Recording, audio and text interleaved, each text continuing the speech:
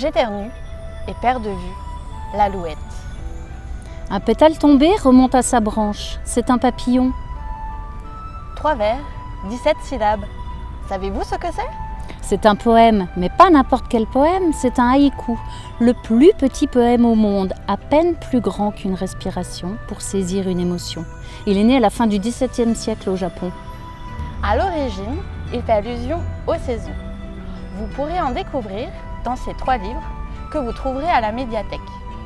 Bashu, fou de poésie, Sur le nez du chiot, une sauterelle et Haïku du chat.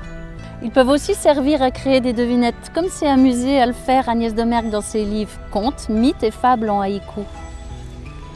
Un cri de couloir, tout au bout de la ficelle, une corrida. Quel mythe se cache derrière?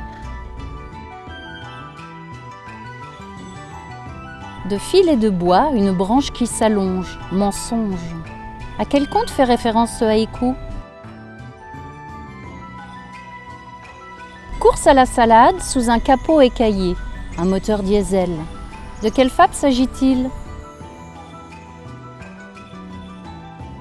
Comme Agnès de Mergue, des auteurs écrivent des haïkus sous des formes beaucoup plus brèves et en bousculant le rythme. Pour vous lancer, voici quelques conseils.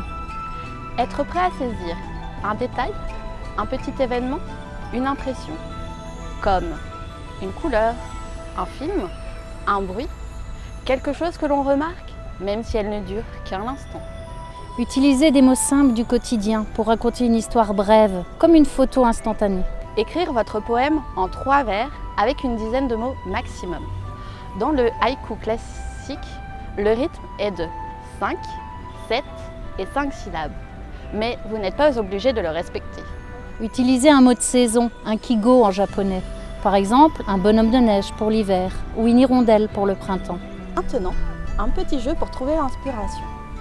Amusez-vous à faire des portraits chinois des saisons. Par exemple, si l'automne était une couleur, ce serait le marron, un fruit, une châtaigne, un vêtement, un ciré, un objet, un parapluie, une fête. Halloween, et le temps qu'il fait. Il pleut. À vos papiers et vos crayons. Nous avons hâte de lire vos créations en commentaire de cette vidéo. Sur nos bureaux, papier et crayons attendent inspiration.